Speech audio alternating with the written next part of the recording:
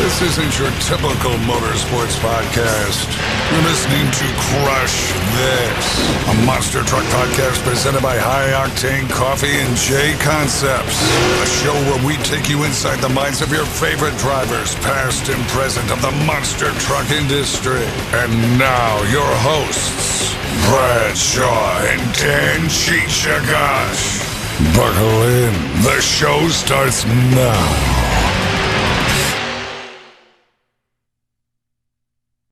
Hey fans, this is Cheech from Crush This, a Monster Truck Podcast.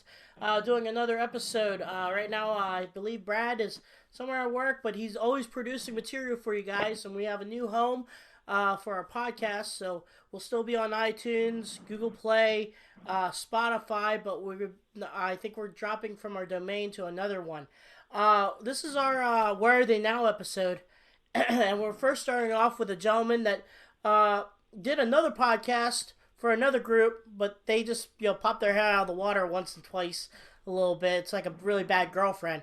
But with him though, I call him a good friend. I know him for a while, and he raced for SIR, and he was people say Barry was the OG zombie driver, but he was the one that piloted the truck when it was a Patrick. He piloted it when the truck debuted.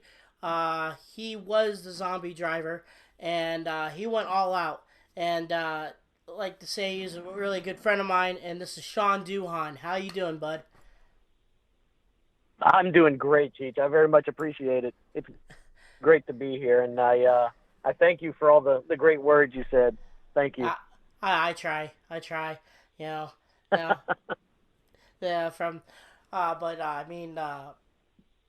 well, people probably want to know how you've been, but let's start back. And how did you get in? How did you get the opportunity to get yourself inside in the monster truck world? I know you're a Bayou guy, so in the first team I believe you're with is a Bayou team. So how did you get yourself into that? Yeah, actually, it was.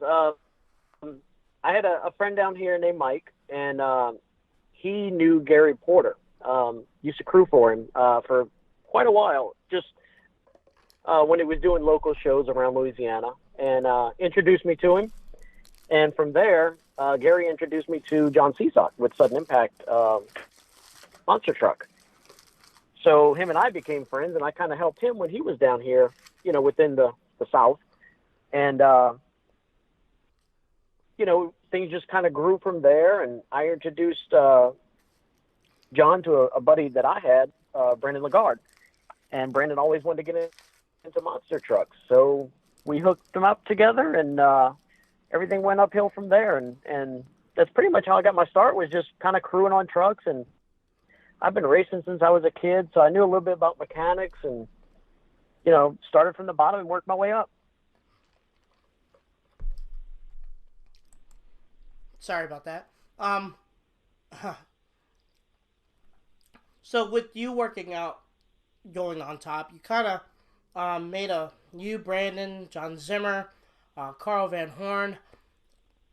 You guys kind of made a little dynasty back in like the mid-2000s, the late 2000s with SIR. You were one of the very few teams that had major sponsorship through AMSOIL and the Ground Pounder RC, and I think I forget that the energy drink that you drove. Alt Energy. That stuff was awesome. I wish it was still out there. Right. A lot of people didn't hear about it until you debuted the truck with it. You guys had a lot of opportunities and a lot of. I always forget too. You guys rocked the X-Max, not X-Max, but you guys were like the T-Max group. You guys had the Tracks of Steel before really, the Tracks of Steel happened. Well, John Seasock, let me backtrack, had the Tracks of Steel beforehand, but you guys kept the ball rolling with the T-Max trucks. As I have video from YouTube, from my old camera phone, I believe it was you and driving T-Max, and Kevin King was driving the Sun and Impact on the old Iron Warrior chassis. with the blue tires. Remember that with the blue with the yellow Yes. rim, and Absolutely. because I remember that show clearly. It was in '09 because Randy Brown was there with no, not '09. It was '07 or '08 in Pittsburgh at the Mellon Arena. You had T Max Ooh, there. you got one memory. Yeah, I love my Pittsburgh shows. Because I also remembered you when you had your first year of Zombie too. You toured around because I still talk to your original crew chief. Shout out to Hank. Remember Hank? Oh, do I? Oh, yeah. Shout out to him. Yes, I still see him on social media. Yes. Chat with him every once in a while. Actually, Hank and I were in that movie together with Robert De Niro and Sylvester Stallone and Kevin Hart. And when it was filmed down here in New Orleans, we got our 15 seconds of fame. Was that boxing film? It was. It was actually a really good movie. It was a really good movie. It made me look like I was about 100 pounds heavier, but that's okay. You know. That's how TV's supposed to do anyway. But I remember that and stuff like that. But the way I was talking about is with Brandon's team. You guys, your schedule must have been hectic. Like it was a busy schedule, must have been with all 4 trucks touring around. We ran east to west, north to south, you name it. We went there. We had a great team. Honestly, I really wish we could all still be teammates. I mean, John, Carl, we had Kevin, we had Casey, Bobo when he was driving. I mean, we had a really great team. We had a dominant team. You get some of those drivers together and it's almost unbeatable. We always had good trucks. We always had good parts. And the drivers all were talented. We had a great time, and we made a good friendship and family. I was about to say, and they're still somewhat in the industry. I mean, if you think John Zimmer's still rocking the Monster Jam, Kevin King, he had the Fluffy deal. He has his own truck touring around still. Bobo, if he has time or two, he'll pop his head out once in a while. And after you guys had your little split, let's just say in 2013, I think, or 14, was it 13 or 12? I think I left about 9 years ago. So I left in 2010, I think, and then they got out maybe 12 or 13. Okay. Because I know a couple of the guys that worked for Monster Jam as crew guys were previous drivers, like James Chandler. He was, and Chris. He drove for Raising Cane for a while. I can't think of his last name. Lagana. Chandler. James was actually my crew. Yeah, Lagana. Yes. Yeah. James was actually one of my crew guys. The very last year I drove Zombie. Great guy, great crew guy. Can't say nothing bad about him. He helped me out a bunch. No, I was on a little stint with you guys at when we did the little Canada tour after Vegas. Well, not Canada, but Nova Scotia and Bangor. I remember that because we had yes, fun love there. them shows. And but how did you get yourself into the Feld role, and how did they precede you or through the idea of the Zombie truck to you?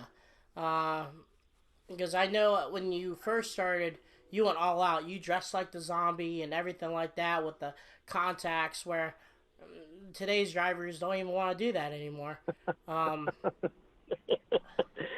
Oh, well, you're trying to get me in trouble, aren't you? Nope. Well. Nope. I'm just talking about how that happens. I'm not trying to push no buttons. It's just I'm my fan kicked in. My fan kicked into me about that, but I mean, I'm just saying that how did the real question is like, how did the ball roll on the Zombie idea? Yeah, I'm just messing with you. all good. I got out of monster trucks because I wanted a more full-time home job, and I got me a normal job here in New Orleans, diesel mechanic, truck driver, delivering heavy equipment, for a construction company, and I was enjoying it. And I was in Vegas for the World Finals because as long as I've been driving, I've made friends and family.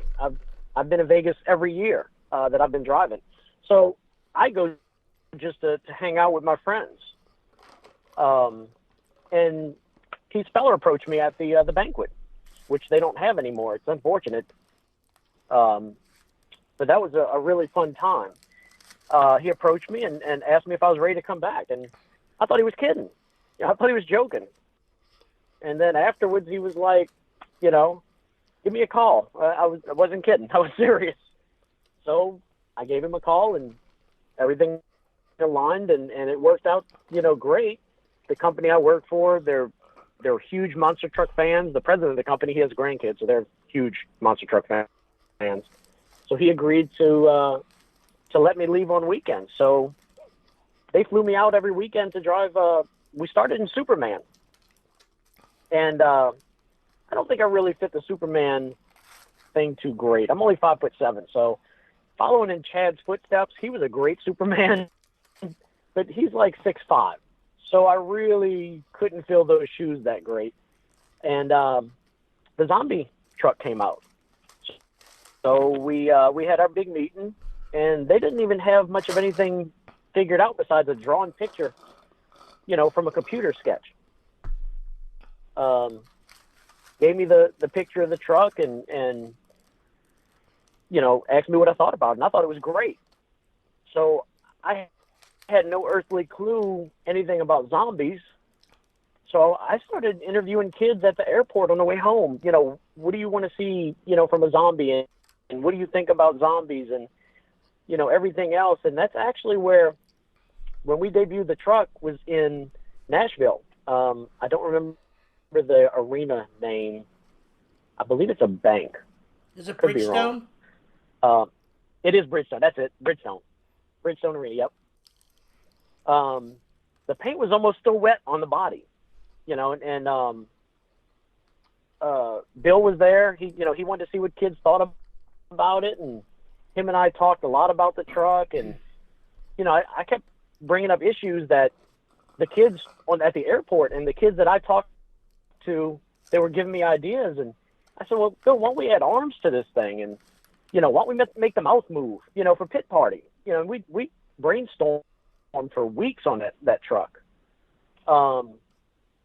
So unfortunately, I don't know what people think, and I'm not going to knock anybody because all the drivers are great.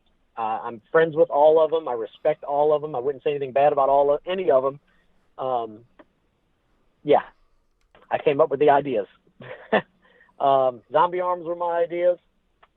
The mouth was my idea. I had fun with it. I love the truck. I'm glad that the truck is doing as great as it is. I wish it would be a top seller in novelties. I still watch as much as I can and still cheer on the drivers. I'm still a huge fan as much as I was a driver. I had fun with it. I really had fun with it. They approached me about the makeup. The makeup wasn't my idea, honestly. That was Bill and Mike. They came up with the idea in Tampa, and they brought somebody in without even telling me.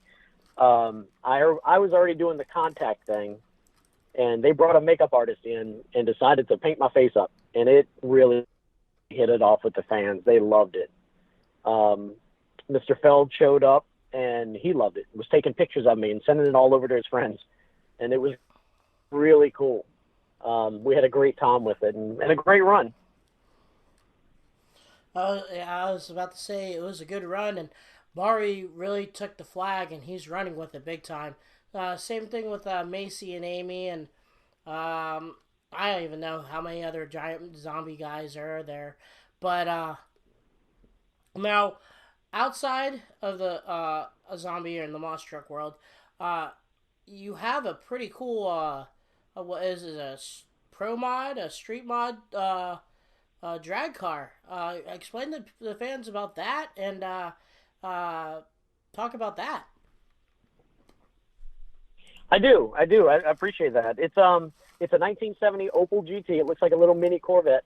I'm actually building a blower motor for it. I've got a small block in it, all motor. It dynoed right at 800 horsepower, and it's not the fastest thing on four wheels, but it's pretty quick for an Opel. It's probably one of the fastest Opels, at least in the country. It'll run 8 seconds and a quarter mile at over 170 miles an hour. It's a fun thing. We take it out as often as we can. I have a team called Not So Funny Racing. I kind of have, since the zombie thing, I kind of have this dark, history now. So it's going to be everything. I like clowns. So I made a creepy clown picture on the side of the truck and made T-shirts that I'm going to bring out soon that I've never even mentioned. So you're the first to know that I'm going to start posting T-shirts for sale that were designed and printed up now. So there you go. That's breaking news right there. Right there, yeah. But it's a fun little car. We take it out as often as we can. Actually, I'm going to take it out this weekend. So outside of the monster truck world, like I said with our podcast, even though we'd like to know about the driver and stuff, what got you the idea to get yourself an Opel instead of like the traditional Camaros or Firebirds or the Mustangs or Corvette that is in your division? Because I have a couple questions about, that and the New Orleans scene and maybe street outlaws, stuff like that. Is your car, this is a double question, let's just say. How did you get the idea for that car? And is your car kind of qualified to do all that no prep stuff? I love Corvettes. I had a Corvette. I had a Camaro. Never anything for the track. But I like to be different. There's so many Camaros, so many Mustangs, so many Corvettes. They're in New Orleans. We might have 4 Opels. And actually, I got this one from up in Tennessee. So I like to be different. This is a little car. It weighs 250 with me in it. It's lightweight. It's aerodynamic. It's fast. It's very fast. So that's what I liked about it. It was different. And now that we did, a buddy of mine, Kevin Kemp, owns PG Nola. If you look him up, Professor Graphics, he goes by PG Nola on Instagram. He won King of Raps at SEMA, I believe, 2 years in a row. And he is one of the best in the world, obviously. He got some experimental vinyl that changes 6 different colors and wanted to try it on the car. So we did it, and we wrapped it. We wrapped the clown on the side of it, and it's just amazing. We take it out the trailer, and it attracts like flies, to a light. It really looks good. I don't know if I could do the no prep stuff. I'm really good friends with a bunch of the Street Outlaw guys. Respect what they do, but I'm not sure I could do that. They put a lot of money into those cars, a lot more than I have. And I've seen way too many things happen at the track. I know it's racing. Anything can happen at races. It's unfortunate when it does. I just can't do it. My car's not set up either, for anything like that. I can't race it on the street, which I really don't believe in street racing. My car is strictly built for the track. And I'm going to start hitting some sanctioned races here coming up real soon. I will be getting my license shortly because I did not yet. The car is certified for 7 seconds, but I will be getting my license soon to start hitting some big races. All right, that's pretty. That's awesome to hear about that because you're the second. You're the second guy I've interviewed that has a drag racing background. You know who's the other guy? No. John. Ever heard of Johnny K? John Kwadnewski? Up north in Buffalo in a truck called I have Buffalo heard that name. He has a nostalgia funny car, alcohol funny car called the North Cow, which is a theme of a Polish flag. And he tours around the nostalgia group, like the Flying Irish, the Blue Max, and a couple others. He races up in Ohio, so we get to see them at Cracker Valley Speedway, or in Pittsburgh Raceway Park. They have the Nostalgia Funny Car. The funny thing is, the guy who does the announcing is Brett Kepner. Remember that guy's name? Oh, yes. He does the Nostalgia Funny Car darned. announcing. Yeah, and it's kind of crazy to think about this too. Tim Hall, he's a huge, he's my boss. If anyone knows, he's half the owner of Hall Brothers Racing. He talked about how, I guess, some of the higher ups that worked for Monster Jam back in the day are now the higher ups of the NHRA, which I didn't know about, but it was pretty cool to think about. I didn't either. Yeah, you said, I forget That the is names cool. of it, but That is cool. I'll text message you the guys' names, but Tim mentioned me saying they're, went from one end to the other, because, remember, I forget his first name. He did the stuff for the Monster Truck Racing League. Last name Schaefer. Not Paul, but, he did the tracks Fred? and stuff. Not Fred. Oh. I thought maybe Fred was into drag racing. I don't know offhand. I'm really bad with names. I'm not gonna lie to you. He ran the, is it Rich Schaefer? Not Rich. Anyway, the gentleman that ran those super speedway or those racetrack over and unders that you guys did a lot. I guess he's now a divisional director for NHRA too. So. Oh, that's cool. I used to love doing the Englishtown when we used to race at Englishtown. That was fun. We would have the monster trucks out there every year, and I went there twice. I had the opportunity to go there twice and race. That was awesome. Awesome time. I mean, it's so much history there. We did that. We did out in Phoenix. Is it Firebird Raceway? Yeah, Firebird Raceway. We raced there. Yes, yeah. That was always fun. Of all people, I made great friends with him. I've got so much respect for the man.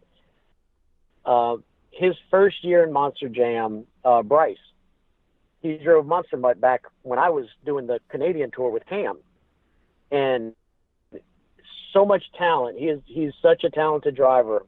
You wouldn't believe it. Now seeing him out in these stadiums, it's easy to see. But he was really big into drag racing. I believe Top Alcohol Dragsters. Wasn't he? And he is hard as hell to beat on the light. I was about to say he did a lot of stuff with IHRA before it got sold. I remember him telling me he had an IHRA car. Before he. Yes, he is. Yeah. I can tell you, if you're going to race him, you better get him off the light. Right. Because if not, he's gone. And the cool story about him too is he's not done with that stuff, because if you go to Bryce Kenny's social media, he's still doing his building project on his Mustang too, which is pretty cool to follow. With that, I think he sold his car and stuff like that. But another off history is I'm gonna probably screw up his name, but his name's Alex Lundgren. The guy who ran the Gas Monkey Pro Stock car for NHRA. Oh, Alex Laughlin. Yeah. He was in tractor pulling? Yeah. He posted something on Instagram. I follow him online. Yes, I follow him online on Instagram. I actually got to kind of meet him at Radioverse the World a few weeks ago. Landon Wells, a real good friend of mine, raced with him down here. He was the crew chief for Todd when Todd drove Metal Militia. And he lives not far from me, and he introduced me to Alex and his crew guys. And he's awesome guy. Real kind of quiet, but, I did not know he was into pulling. That amazed me. That's really cool. Yeah, I guess he said he was part of he did a lot of two-wheel drive pulling, which I didn't know about, which was pretty cool to think about. I thought he was just strictly, drag racing. I didn't know he got himself into all that stuff, which is pretty cool. I mean, the whole, how everything goes with the motorsports wise, we all come together. Like, before I did the recording with you, I did a recording with Brandon Budd, the guy with Buckshot, he kept his 3 big block Chevy motors that he had for his tractor pulling. Now he has 3 big motors for his monster truck. He had to detune them, but still, motors and everything like that come together. And I thought that was pretty cool. And then you work your way around with drag racing, like what you're doing. And now you're making your car a blower car, or was your car a nitrous car before the blower? No, I know nothing about nitrous. I kind of don't like it because I don't know anything about it. But I know a lot about superchargers, dealing with monster trucks for so long. So I don't even know how to do anything with a carburetor. My car had a carburetor on it, and I took it off and went with a mechanical injection. I'm hoping to soon be able to go to a Holly system or an electronic, fuel injection soon. But I like injection. I can't deal with any kind of carburation or anything like that. But I do have a intake and a 671 that I'm going to put on the motor. And it's just a small block, so I can't go with anything real crazy. But on paper, with a blower at 10%, I forgot how much boost it is. I'd have to look at the paperwork. I would be looking at about 1,200 to 1,250 horses with a 2,300 pound car. It's going to fly, if it stays on the track. So it should be a handful. That's pretty cool. And it's cool to talk about this stuff, and also I got a few questions to ask you, and this is probably gonna be some random questions. Sure. So here we go. Ask away. First question: what's your favorite pie? My favorite what? Pie.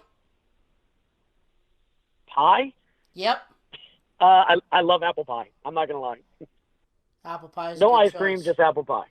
Yes, I'm more of I like my pumpkin and apple, and sometimes a good sweet potato pie. But I do like like my pie. Second question: what's your most memorable race?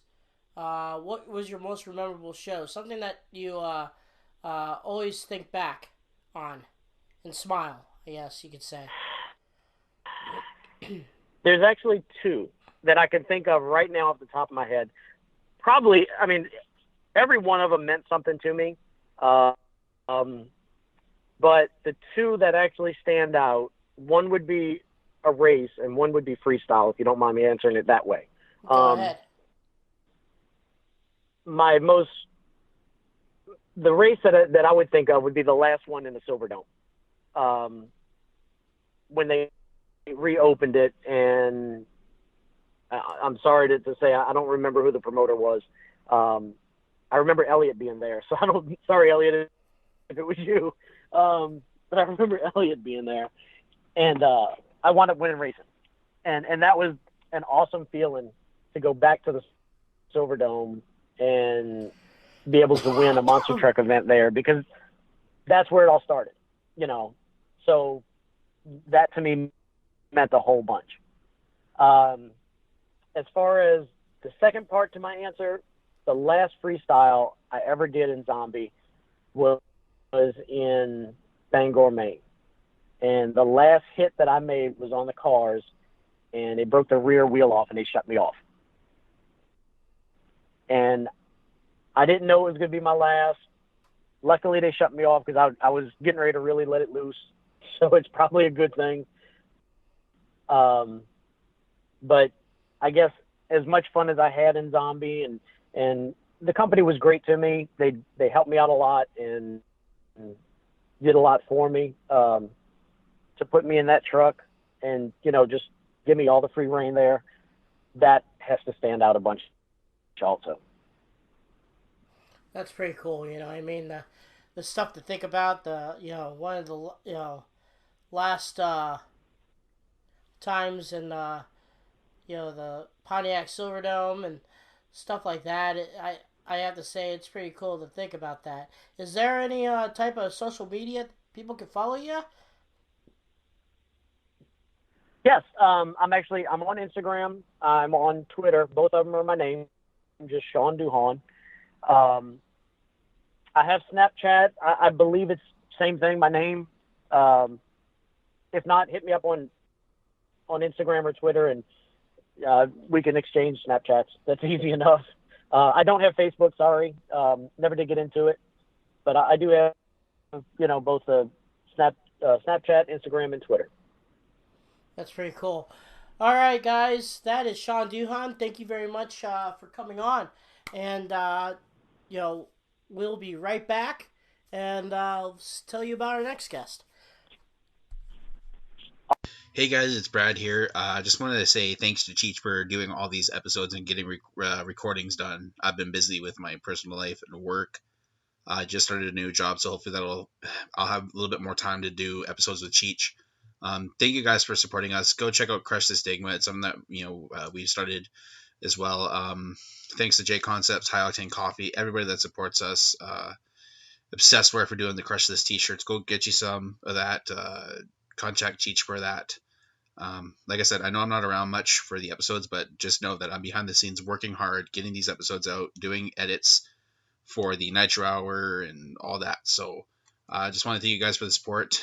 This is the official end of the episode. There's no second guest on this one, unfortunately. We just wanted to get a quick one out for you guys so you have something to listen to. We have a really good big episode still coming to you guys. Hopefully we'll have the announcement soon for that. And just thank you guys for supporting us. We've been doing this for a long time, and it's coming close to the another anniversary. So that's hopefully when we'll drop this big episode for you guys. But for dancheechagosh, my name is Bradley Shaw. As we always say, keep the rubber side down and the shiny side up, everybody. Peace.